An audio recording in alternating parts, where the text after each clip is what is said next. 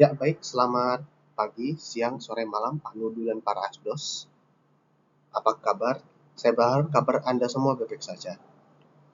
Berjumpa dengan saya, Arif Prantas Mesanambo, dengan NPM 5061324. Baik, pada kesempatan kali ini saya akan membahas tentang tugas mekanika teknik yang 11. Nah, baik. Pada soal pertama diketahui bahwa lebar totalnya adalah, maksudnya lebar dari benda ini adalah 120 mm. Dan di atas bawah balok memiliki ukuran yang sama, dan pada tengah benda tersebut terdapat benda terdapat persegi yang tingginya 120 dan lebarnya 20. Nah, di sini kita mencari pusat penampang dan momen inersia jika asumsi dia datang dari arah vertikal dan satuan menggunakan milimeter. Ya, yang pertama kita akan mencari pusat penampang, centroid. Nah, pusat penampang pada sumbu X 120 dibagi 2, maka dapatlah 60 mm. Dan pada sumbu Y 30 plus 120 plus 30 dibagi 2, maka dikatakan hasilnya 90 mm. Lalu kita akan mencari momen inersianya. Dimensi kotak keluar yaitu lebarnya 120 mm dan tingginya yaitu 180 mm. Lalu dimensi rongga kosong dua sisi di total. Lebar rongga total yaitu sekitar 100 mm, ya, 120 min 20. Lalu titik rongga yaitu sekitar 120 mm.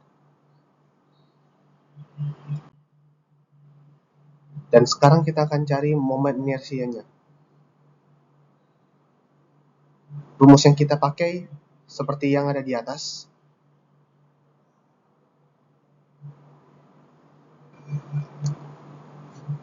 Lalu dapatlah hasilnya yaitu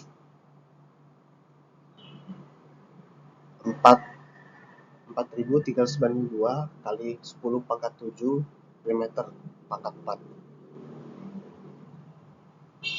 Ini ya, 10 dikalikan dengan hasil perkalian dari 120 dikalikan 180 pangkat 3, lalu min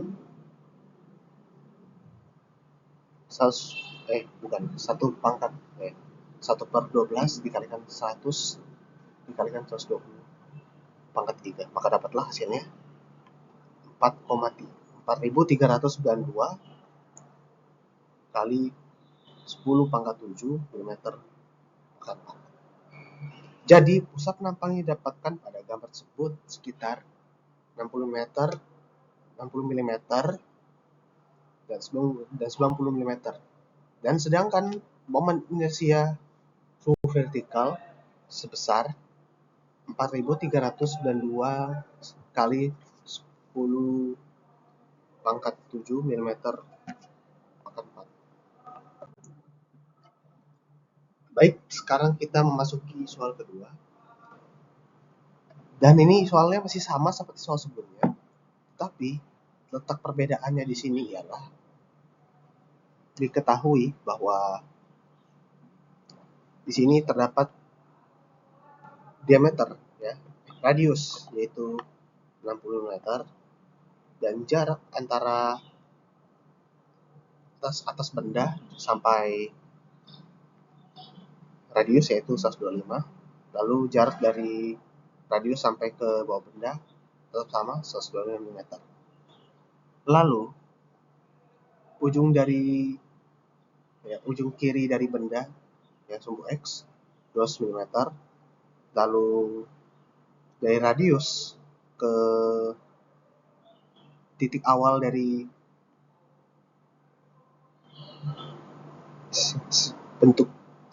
bentuk segitiga, yaitu sama-sama 200 mm. Dan lalu jarak antara titik awal sampai titik akhir dari segitiga yaitu 150 mm. Dan ini soalnya mirip nomor 1. Yang pertama kita harus pecahkan bentuk. Apa sih yang dimaksud pecah bentuk? Di sini kita akan menentukan sumbu dari berbagai benda. Yang pertama kita akan mulai dari persegi panjang. Ukuran yang diketahui di sini adalah 400 mm dan tingginya 250 mm. Nah, luas yang diketahui di sini itu kita kalikan, lalu dapatlah 100.000 mm kuadrat.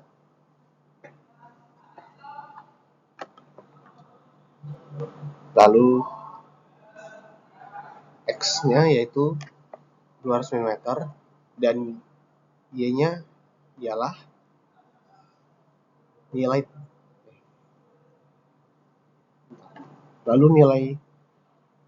Y yaitu 125. Lalu segitiga kanan alasnya sekitar 150 mm dan tingginya 250 mm. Nah, luasnya ini kita kalikan, lalu dikalikan lagi dengan 1/2, maka dikatakan hasilnya yaitu 18.250 mm kuadrat. Dan lalu X yang kita dapatkan di sini yaitu sekitar 450 mm.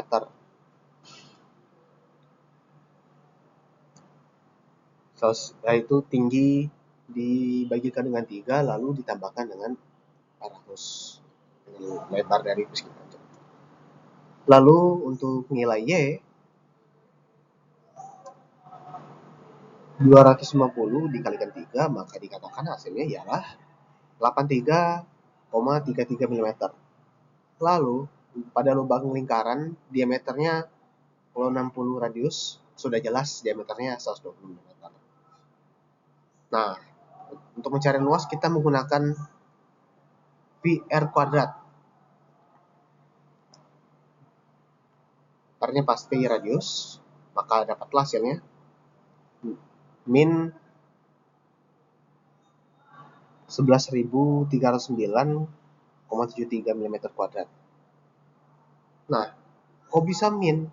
Karena bentuknya lingkaran. Sudah jelas pasti min. Nah, maka nilai Y yang didapatkan sini ialah 200 mm, lalu nilai sumbu X yang didapatkan sini adalah 125 mm. Nah, lalu kita tambahin semua total luasnya dari persegi panjang, segitiga kanan sampai lubang lingkaran. Maka kalau kita tambahkan luasnya, dapatlah hasilnya 107.440,27 mm kuadrat. Sekarang kita akan menentukan titik pusat penampang. Nah, di sini untuk mencari nilai X, yaitu luas dari bentuk dikalikan dengan nilai X, lalu tambahkan juga dengan luas dari bentuk kedua yang dikalikan dengan nilai X ya, benda kedua, lalu tambahkan dengan luas dan nilai X dari benda ketiga.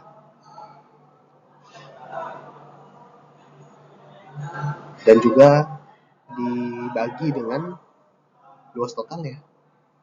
Maka hasil X yang kita dapatkan di sini ialah 243,63 mm. Lalu Untuk mencari nilainya juga kita menggunakan rumus yang sama. Maka dapatlah hasilnya di sini 117,73 mm. Tapi pasti sama. Tapi bedanya yaitu X-nya diganti nilai Y. Baik, sekarang kita memasuki langkah keempat, kita mencari momen inersia terhadap sumbu X. Kita menggunakan rumus Ix sama dengan sigma momen inersia sentroidal plus A jarak kuadrat.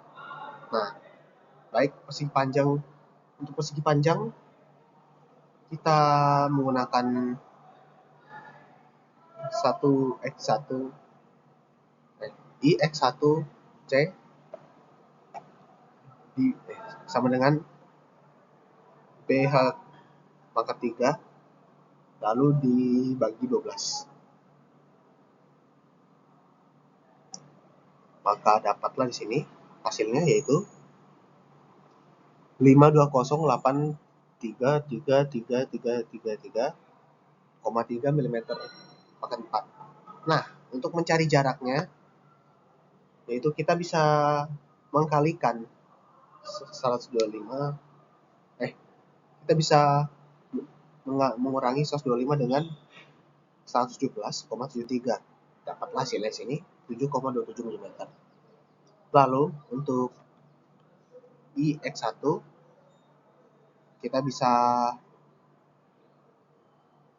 menambahkannya dengan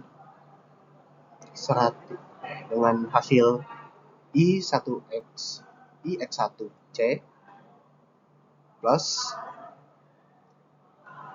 100.000 yang dikalikan dengan 7,27 pangkat 2. Maka hasil yang kita dapatkan sini ialah 526.118.623,3 mm pangkat 4.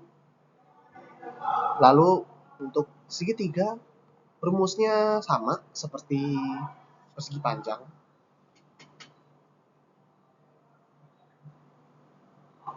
Tapi bedanya di sini kita menggunakan pembagian 36. Maka hasil yang kita dapatkan sini 87293066,67 mm.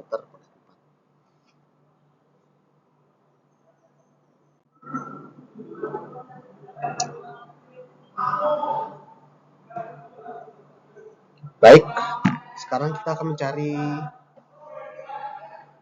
jarak dan momen inersia dari lingkaran lubang. Kita menggunakan VR pangkat 4 dibagi 4. Nah, R-nya sudah jelas 60. Lalu dapatlah hasilnya yaitu 10,178760,2. Nah, sekarang kita akan mencari jaraknya nih. Yaitu kita mengurangi 125 dengan 117,73. Maka hasil yang kita dapatkan di sini ialah 7,27 mm. Nah, lalu kita akan mencari momen inersianya lagi, tapi min. Kenapa min? Pasti lingkaran, khusus jelas dia min. Nah, itu untuk mencari nilai X3-nya, momen sumbu X-nya, yaitu hasil dari momen sumbu X C plus luas yang dikalikan dengan jarak pangkat 2. Maka didapatkan hasilnya ialah min 10776455,7 mm pangkat 4. Yang terakhir kita akan cari momen inersianya. Ini maaf ya, kalau misal lihat ada kesalahan dalam penulisan, ini harusnya plus ini bukan min. Nah, lalu momen inersia X dari masing-masing benda itu ditambah. Maka hasil yang kita dapatkan di sini ialah 6,03 dikalikan 10 pangkat 8 mm akan 4. Jadi pusat penampang sekitar sumbu X yaitu 243,63 mm dan ada sumbu Y yaitu 117,73 mm. Sedangkan momen inersia jika asumsi gaya datang dari arah vertikal sekitar 6,03 dikalikan 10 pangkat 8 mm pangkat 4. Baik, cukup sekian dari saya. Tapi mohon maaf jika saya memiliki kesalahan dalam mengerjakan tugas dan berpresentasi ini. Dan intinya saya telah mengerjakan tugas dan mengumpulkan tugas tepat waktu sesuai dengan kebijakan mata kuliah. Cukup sekian, terima kasih.